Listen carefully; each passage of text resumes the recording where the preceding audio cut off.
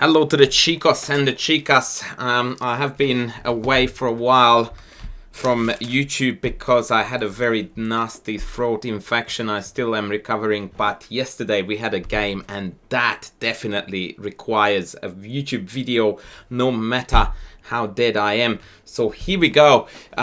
We are going to have a look at the encounter between Fedoseev and Saleh. Now, if you are not familiar enough with Saleh, I hope I pronounce his name correctly. Basically, the Mikhail Tal of the Middle East. That guy is an absolutely vicious attacker. And not only is he very vicious, but he's extremely talented at aggressive attacking chess. So if you want to look for really exciting chess, always keep an eye out for Saleh. And in this game, he actually got confronted with one of the newest trends and rages of openings against the kingside fianchetto setups, which is the early H4 Craze. Cheers to Ginger GM. Now, I always feel a little bit provoked when I receive this move, and I always feel that it's completely unsound and I want to jump onto it. And I think that Saleh did really well in just being, I don't know what to call it, conservative enough to not to burn too many bridges whilst jumping on the counterattack. But the idea is definitely that, in my opinion, the best way to approach these H4 setups is to not to look upon yourself as the attackee, if you will, but the attacker. So you are going to claim that H4, H5, yada yada yada costs too much time, and we are going to counterpunch. And usually, my favorite setup is also the Benoni or Benko, depending on what we are going to get out of this. Benko. Bishop G7 takes and castles. And this is precisely what I like to see when I'm black, which is a huge lead in development. Whereas it's a white king stuck in the middle, not safe to castle either side, and poor development. Now this is by no means conclusive, but this is how I like to kick off. Unfortunately, after h5 we need to take. The engine yells at me if I want to transition into a banker, saying that this h-pawn is a major thorn in my side and it's gonna bite me in the back. Whoa, that was a bit confusing. But you got my gist. And so taking h5 is a must. I rarely am excited to do this, but I will believe what the machine says, especially because I have so much to show you, so I'm just going to skip through this. Excuse me. Take, f4. And roughly again, I want to stop here because I would like to comment the way how Saleh is playing. So he relies now on the two bishops. Superb diagonals, impeccable development, and the only issue we have is that the white pawn's central formation is quite firm, and so it's difficult to blast the position open. e6 is super logical, but at this point I try to engage with the position and try to break it open with ed, for example, but somehow it's not so easy to find a way to over-attack either e4 or d5. And for example, after bishop b7 here, which I believe I tried, even if I take after ed, it's difficult to progress because now the mate threat is on. So, long story short, at first I really disliked Saleh's choice here, queen e8. But the more I looked at it, the more I liked it. For the simple reason that it plays the heavy on the same 5 with the enemy king, and it keeps an eye on h5 as well. So if rook h5 comes, we can counter with f5. And that's pretty cool. Here too I looked at some really wide lines. Rook h2, ed, knight ef5 loses here to d4. And after f6, d3, this is a textbook case to demonstrate how when both sides get their attack going, it almost always black who wins. Simply because we are better developed and better equipped to conduct an attack.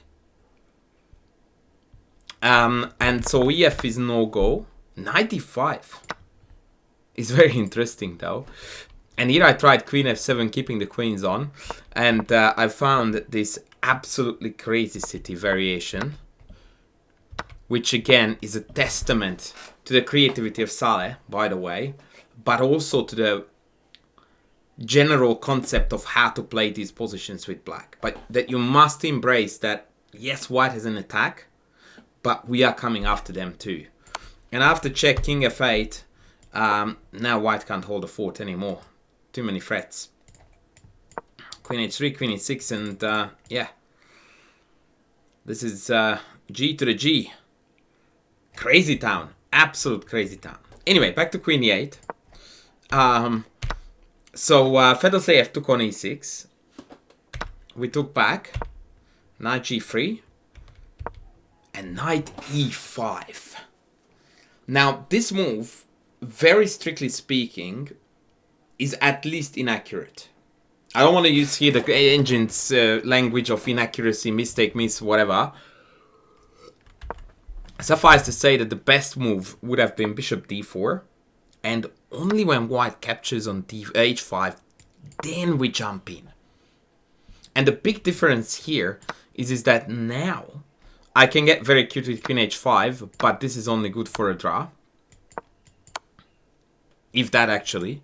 Because he knighted to rook e2, king d1. And then rook c2, king c2 is red hot mess.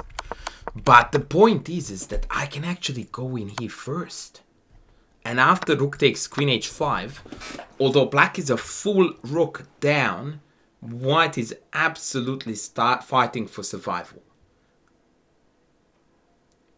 This is breathtakingly beautiful chess. The engine wants knight e2. And you won't believe it, but black, he can play queen h4 check or the casual de and just go like, yep, the rook down, no worries. Good luck moving this bishop. Yeah, and after knight d4, bishop takes f1. Yeah, crazy city continues, but white is walking an extremely fine line to keep the draw. For example, king f1, he loses instantly to, I think, rook f8 or ed4 first, doesn't matter. Even the check is very, very powerful. But ed is good enough with the subsequent rook f8. Wow. Wow, wow, wow, wee. So, bishop d4. This was the big move, folks. Bishop d4. Yeah. So, we played knight e5. Did we also have d5 here? Oh, yeah, I did look at d5 here as well. That's right. And he, too, takes on h5. Bishop d4, e5, takes, and we have the same story again. But this time round 92 is even worse, because now we already have the e5 issue resolved, so there is no pawn tension there. I can just go rook f8, rook f8, rook f2, ultimately pick up e5. White again is on the verge of trouble. Anyway, so he plays knight e5 first. This is extremely spectacular, but objectively speaking, not best. And here, Fedoseev plays really precise chess for quite a number of moves. Marvelous game.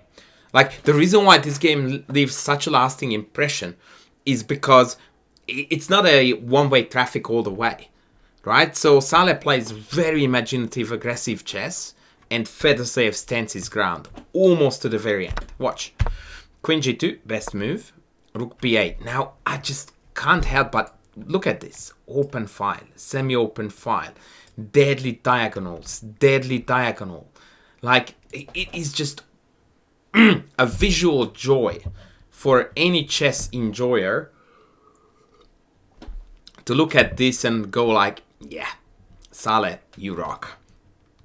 Side note, white is up 0.9. Knight h5. Queen g6, very important move to ensure that after knight checks, whichever way we capture, the retake is not going to be a discovery.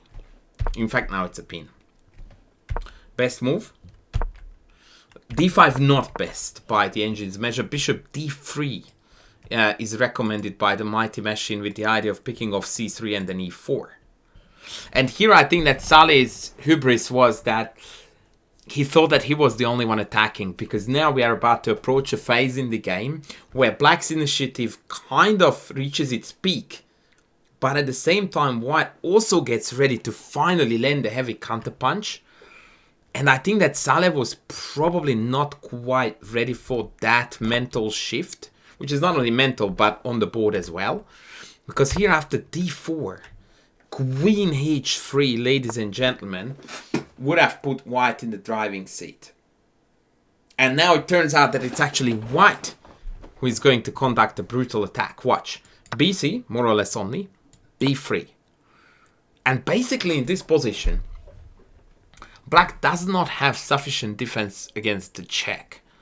And the idea is that after whatever it takes, we take back and we just get killed on the g file. And there is just really nothing I can show you that is sufficiently defending against that. We tried, or I tried, I should rather say, bishop e2 here. Trying to mess with the pieces on the back rank. Knight f6, bishop takes, pawn takes, and bishop d1. I mean, that may look like the most efficient defense against rook g1, but no. Turns out that this endgame is dead lost for black, because bishop is hanging and so is mate. In fact, the engine here correctly points out that bishop g4 is our final last shot at staying in the game with h5. But it's crystal clear to see that white is in no danger whatsoever, and the black king is under very heavy fire.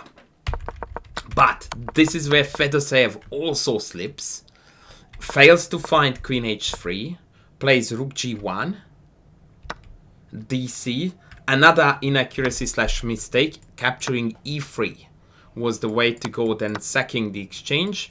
Then take, and play this. Whoa, play this endgame. Rook h7 we can take. And this is a mess, which is likely to lead to a draw.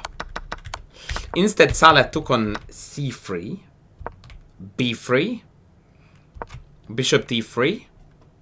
And this is the point of no return, where poor Fedoseev now finally plays queen h3. Right move. Wrong time. Knight f6 was absolutely necessary here. Bishop takes f6, pawn takes. And here too, I was absolutely shocked when I analyzed this. Check this out. Like, it's just amazing how beautiful this game of chess can be. White is on a massive, massive raging attack, right? So we go knight f6, opening fast diagonals. Let's get to the king. Winning concept?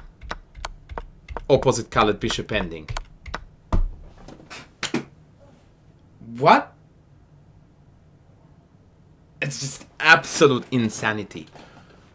We literally set the entire tournament hall on fire. We then exploded it twice. We then came back to play a game of chess with everything on fire to find out that actually it's gonna be a beautiful endgame scenario for white that wins the game, because of the two pass pawns are far, far, far away from one another, which is a definite plus in opposite colored bishop endings. Additionally to that, of course, c5 is gonna drop, which makes these two passes self-sufficient in terms of progressing on, whilst the black king and the bishop can deal with these two bad boys easily. Just unreal stuff. And instead, Fedoseev played queen h3. Rook takes b3 played, and now the tables have turned. The checkmate attack is now, of course, based on the idea of bringing the other rook in. And even here, the story is not quite over yet. Takes, rook a8, and king d1. That, ladies and gentlemen, that is the move that decided Fedoseev's fate. Even here, knight f6 check would have given white decent chances of survival. Let me show you how. Bishop takes, queen check. Now, in fact, black needs to be precise. King h8, rook takes h7, triple exclamation marks, and again, It's not quite clear who is the attacker and who is the attackee. King takes gets mated. I will show you because it's beautiful. Here, here, here, here, and check, and yeah. It's mate, ladies and gentlemen. It is checkmate again. So we actually have to take with the queen. And then comes queen f6 check. And here both king g8 and queen g7 are likely to be drawn. The idea is that a queen trade will ensue. But now there is no mate on the back rank anymore because I can just sidestep it. And you will see the difference between this and what happened in the game. I don't want to spoil it yet. Just mark my words or take my word for it that this is a draw. So, the precision that black needs is none other than after queen e6 check to play queen f7 right away. Allowing this. And then play king h8. Hello. And you think we are done? No. No, we are not done. And the reason why we are not done is because chess is the most beautiful game on this planet. And boy, am I very good at presenting it too. Nah, I'm joking. But check this out. Queen c8. What? Like, let's be clear, yeah? So queen takes his mate. As a threat, and if we dodge the queen... sorry, the mate, then the queen is hanging. So what does white do? Check. And after rook c8, rook g7, now it's white who has got a mate in one thread. Nothing better to be done for black than take. And after take comes king g8. Double exclamation mark. Not king g7, because then bishop f4, bishop f5, check. Goes after the pawn, and the engine understands he details that I don't, so I will not pretend that I have any idea of why this is better than going straight here.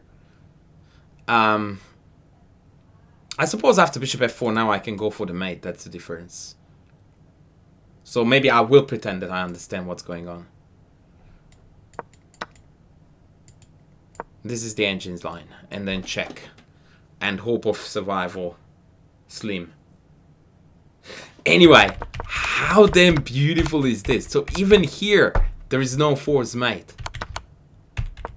Wowzers.